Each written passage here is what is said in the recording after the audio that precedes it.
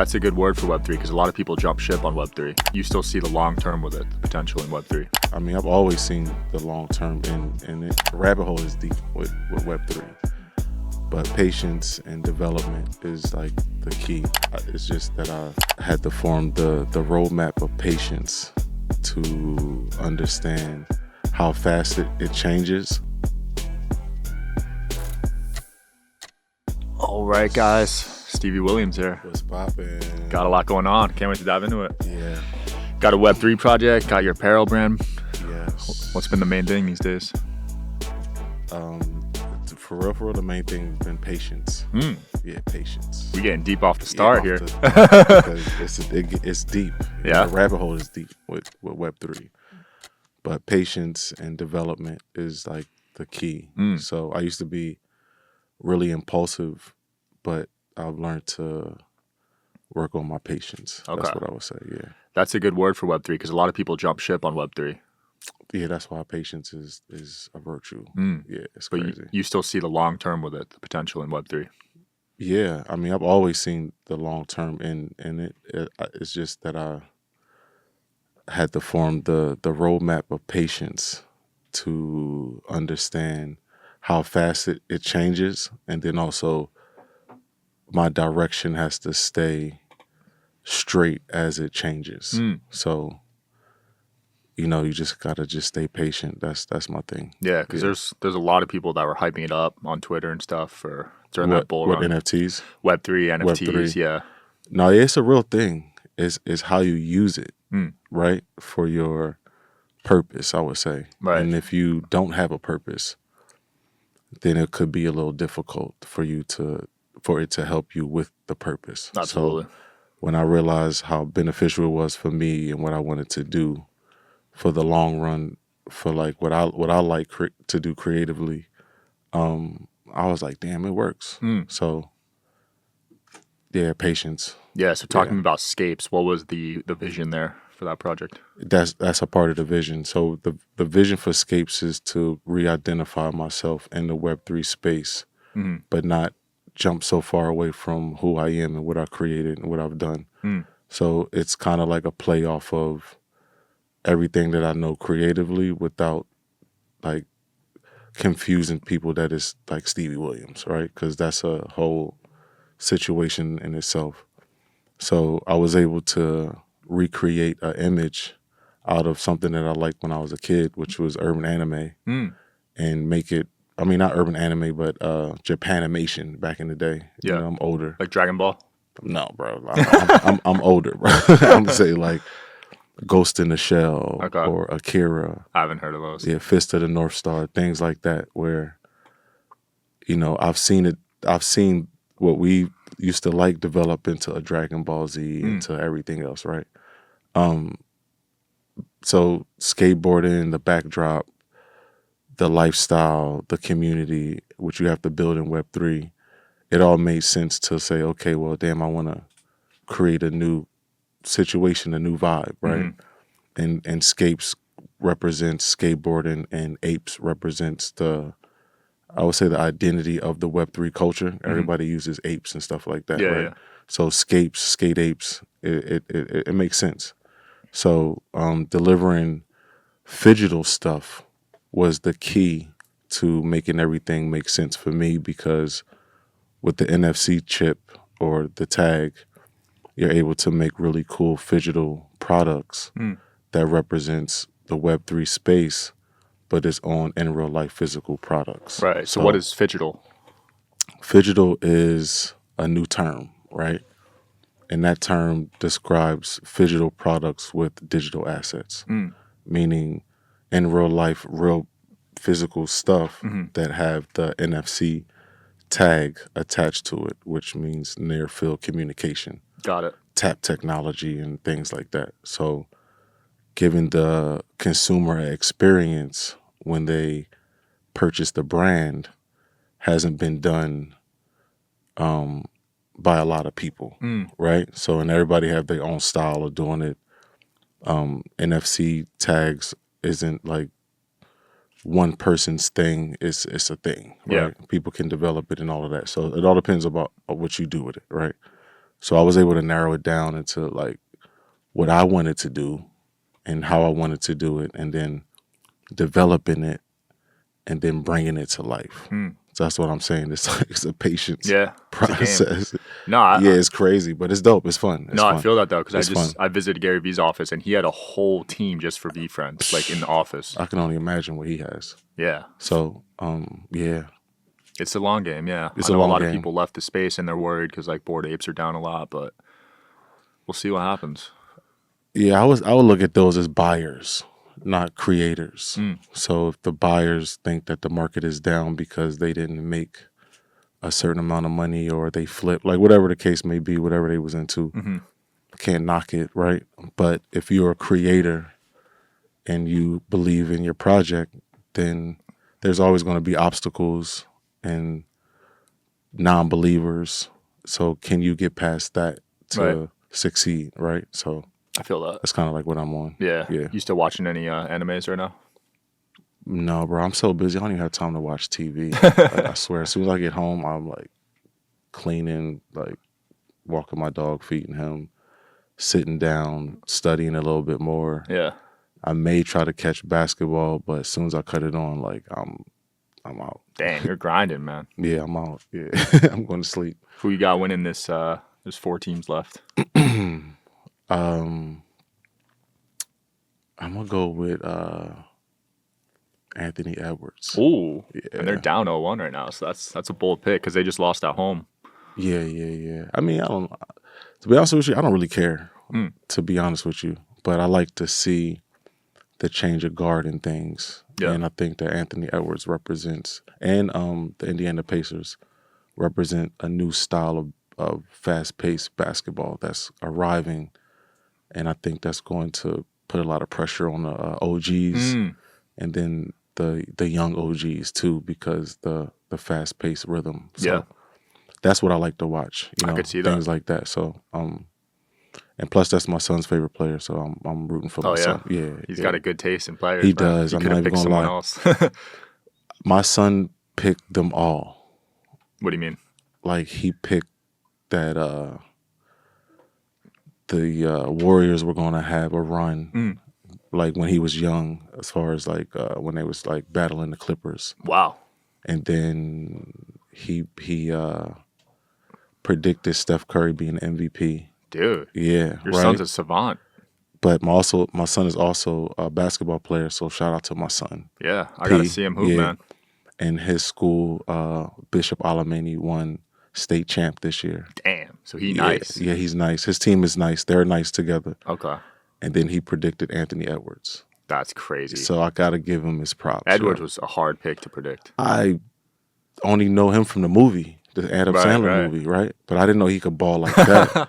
But he's vicious, and to me, they already beat the champs. Damn. So, you know, I could see that. It's entertainment. How about that? Yeah. So you got a family of athletes, man, because you were a pro skateboarder. Yeah, skater. I'm still a pro. Oh, you're still skating? Yeah, I still skate. Yeah, yeah. And then, you know, it's just a creative house, I would say. Like my kids can go in their own creative direction, but we have formulas that we develop for roadmaps, so you can follow in your life and stay on path. Things like that. Yeah. That's interesting, because a lot of households tell their kids what to do exactly, and there's not really that creative freedom, right? Yeah, I think a lot of those people were told what to do, so they only know what to tell their kids what to do from what somebody else told them.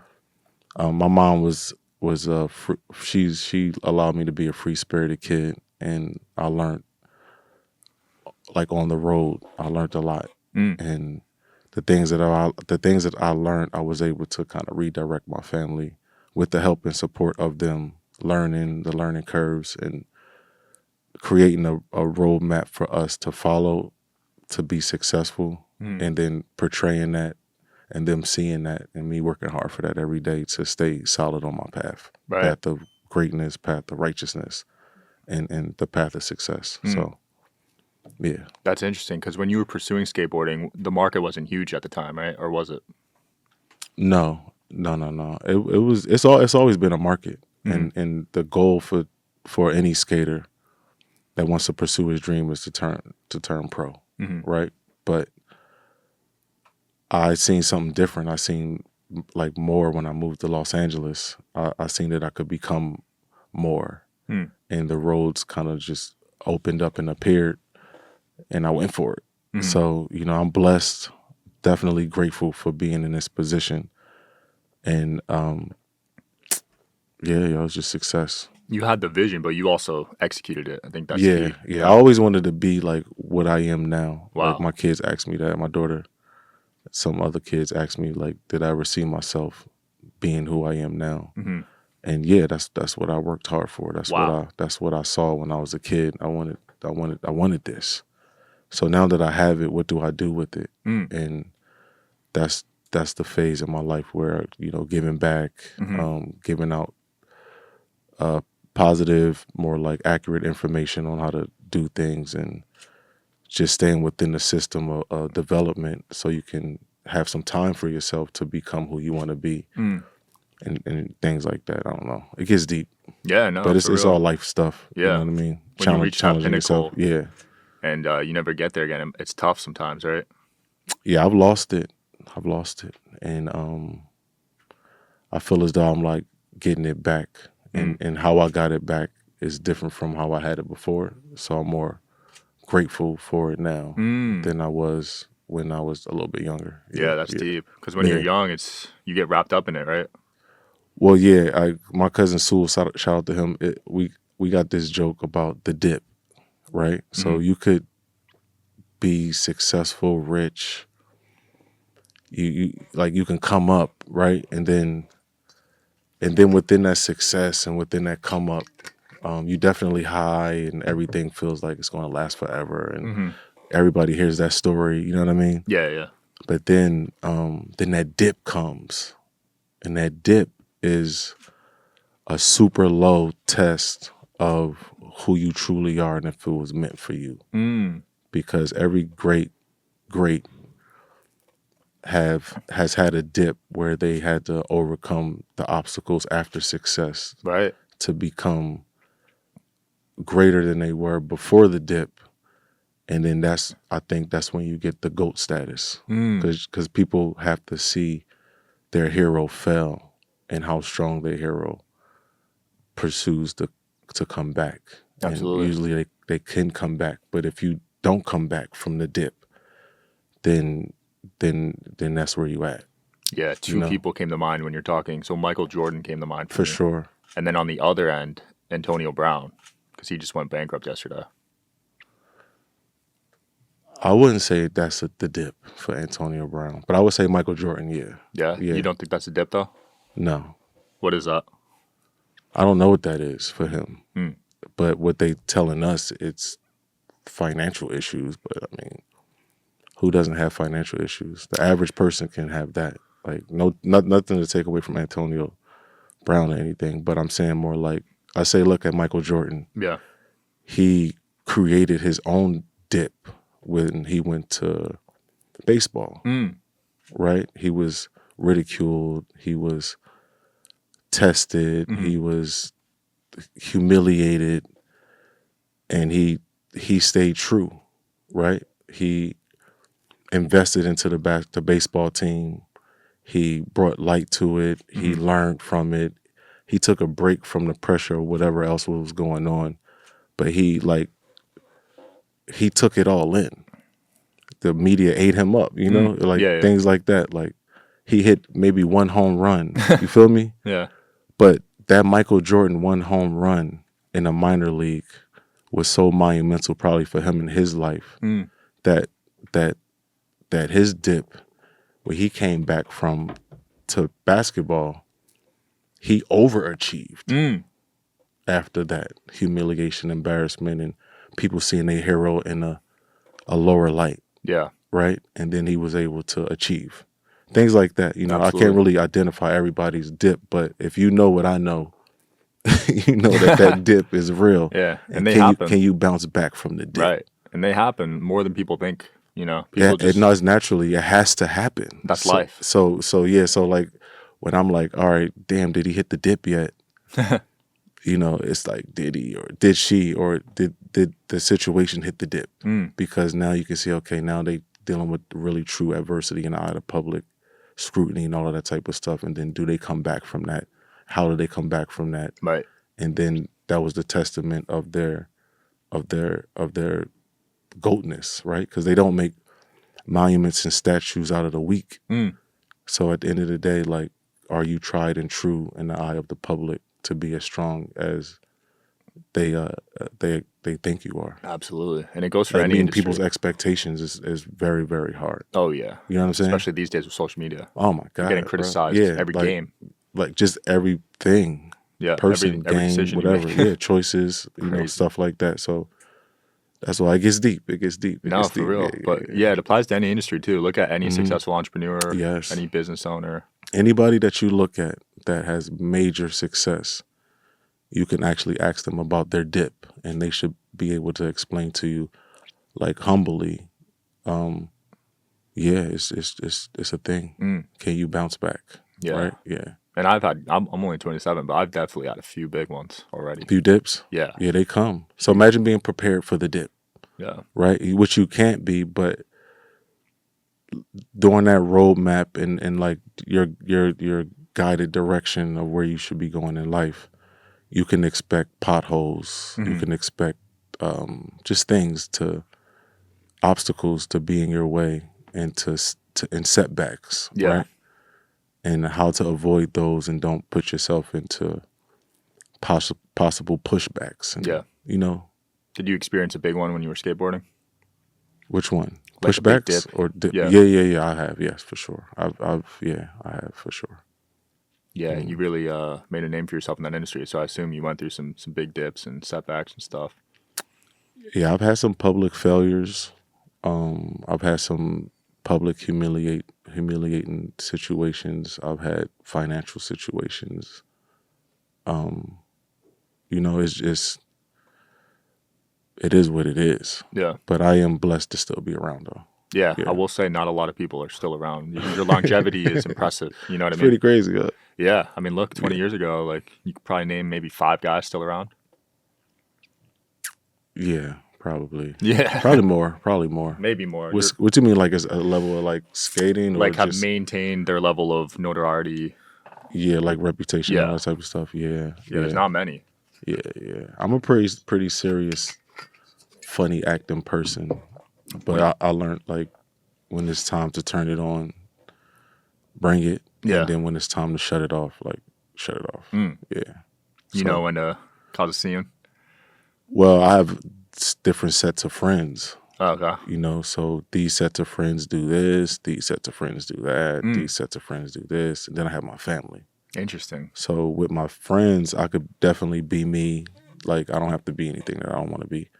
But then when it comes to my family that truly knows me and how to push my buttons or knows what I'm really feeling or know how I really get down, you know, it's just those type of things that being relatable. Yeah, being relatable to multiple different things so you can make the right choice. You feel me? Yeah. Because if the choice is to have longevity, then you can't fall for the small, quick things. And this is my personal opinion. You just have to feel as though, like, you making the right choice for your longevity play, and you don't, like, sacrifice your long-term shit for short-term things. Yeah, that's hard. Long-term, yeah, because, especially with family involved too, right? Family and forecasting, not knowing what your life could be like in the future. Like you say, you're 27? Yeah. Yeah, 27. I didn't know what my life would be like at 44. And I was nervous. I was worried. I carried a lot of stress. I carried a lot of other people's weight. And then being able to see the things that blossomed as far as the decisions that I chose to make, stepping up to be a dad, stepping up to be a better partner, learning, studying more, like, kind of stop just doing things a certain way and evolving into, like, who I think I should truly be type. And then seeing it work and then seeing the results from that. And a lot of that comes from your family and how they treat you and love you and respect you and talk to you and look up to you. And those are the things that I value way more now than I did from anything else. So my whole thing changed. Yeah. So And that's growing up. So at 44, I wasn't thinking like that at 27. Absolutely. I was thinking about money and No, I you think know about what I money mean? too, but I've had to change my mindset on a lot of stuff. Yeah. Yeah, I used to be a massive people pleaser. What you Massive. mean, like passive aggressive people? Like I would put other people before me. Yeah. Like I would make sure they were good before I was good. So this year or two, I had to be. I mean, selfish is kind of a negative thing to say, but I had to take a step back and think more about myself. I'm there right now too, dog. I can't front though. But only because it feels good to see or help other people out, right? It could be dope to help other people out. But then if you don't get anything in return and you still anticipating some type of like reward or like Right. validation, satisfaction, No, like for real. you don't get none of it, that hurts. It does. And then you like a corny dude for trying to call people out because they didn't like meet your expectations. I try not to do that. Yeah. That's what men do, right? Yeah. Like real out, right? But you on the right mindset of changing that at an earlier age than somebody my age that spent an extra 20 years like letting people slide. Wow, so you did that for 20 years? No, I'm just saying if I would have let that rock up to my age. But I mean, I was like that at 27. Yeah. And maybe up to like 40, like 38, 39, Wow. 40. Yeah, I let a lot of stuff slide on it just because it's regular, it's normal, it's natural. Yeah. But then, you know, something switches. People change, things change, money change. Yeah. You know, and then some people don't be deserving things. So why would you give so much of yourself to something or someone that's very undeserving? Right. That's when you got to be like, yo, no, I come first. And if you're mad at me for me making sure that I'm situated first, then we got a problem. Yeah, and then you can stand on that. Like, then it's like you're not really there for my well-being. You're there to like you a taker. And that's the tricky thing with doing business with friends because the money can get in the way, ruin the friendship. Paperwork. Yeah. Put your homie in some paperwork. Yeah. You don't have to that was my mistake. I trusted them just verbally. The handshake type. Yeah. Yeah, everybody get knocked down. It ain't just your friends. So just being able to understand you may take a loss if you don't do it correctly. And you can't even get mad at the homie for burning you. You got to get mad at yourself that you wasn't prepared. Yeah, that's deep. A lot of people play the victim game, but I like that mindset. But yeah, you got to put that on yourself. Right. Like, more so like, damn, like I didn't do it properly and I wasn't prepared to take this L.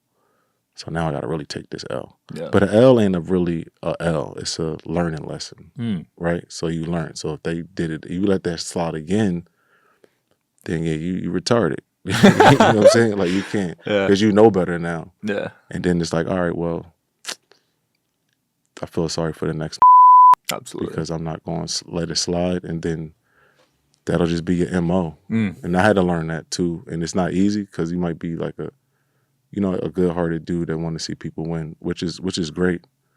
But people would take advantage. Yeah. Like your kindness for in weakness. business for sure. Facts. That's what it's about. Business is ruthless, man.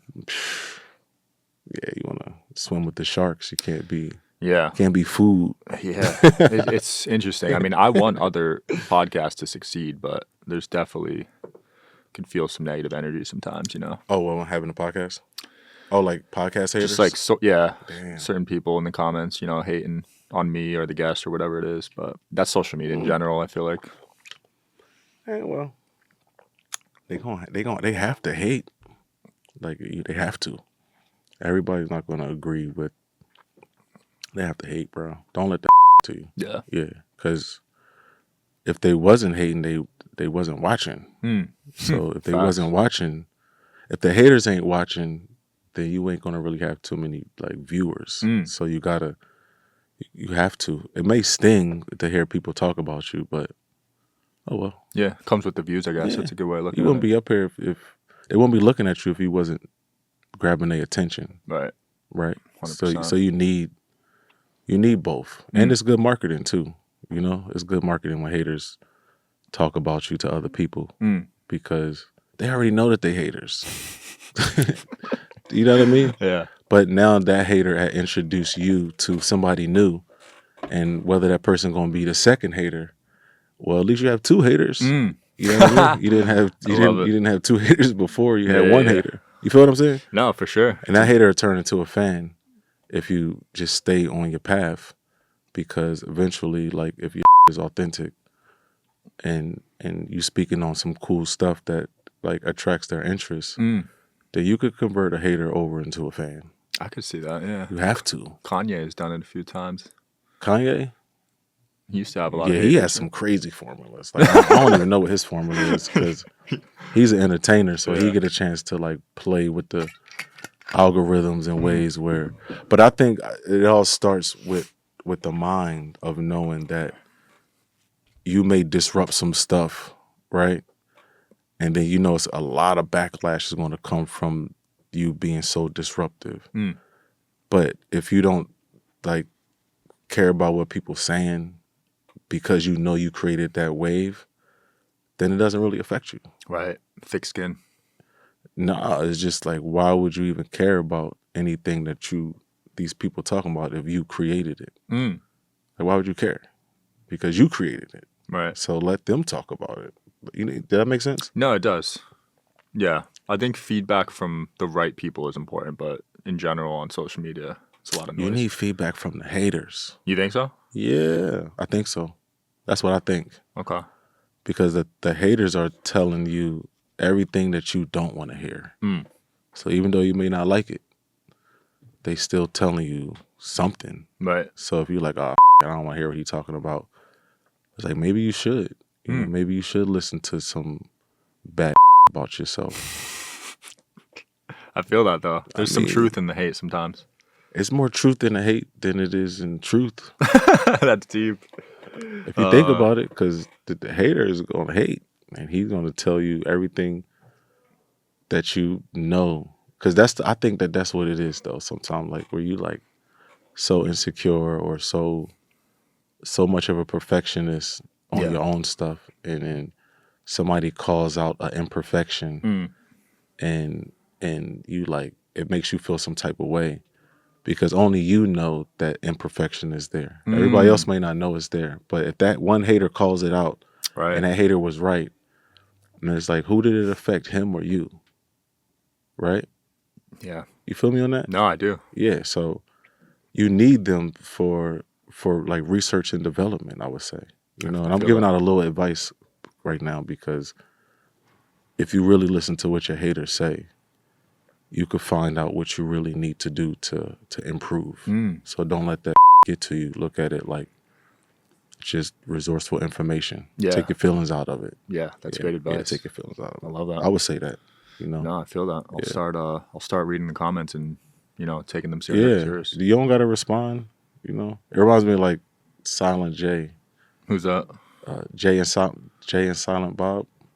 I don't know. You never seen that movie? No. One of those movies, Jay and Silent Bob, where like at the end of the movie, they won all of this money from doing this like thing, and then they took the money and spent it on finding every person that made like a comment. That's funny. And they pulled up to their house and really? punched them in the face. It was dope.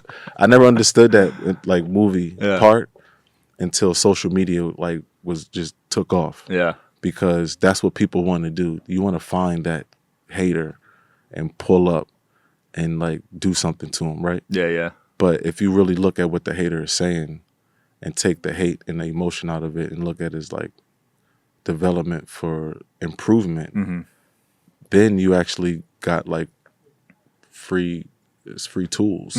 Yeah. Absolutely. Yeah, so the haters kind of make sense. Yeah. Yeah. Stevie, it's been really interesting, man. I've learned a lot from you. I appreciate it. Anything you want to leave the audience with or promote? Hell yeah. So when I was telling you about the phygital stuff, I have a brand called NFCB, and that stands for Near Field Communication Blanks.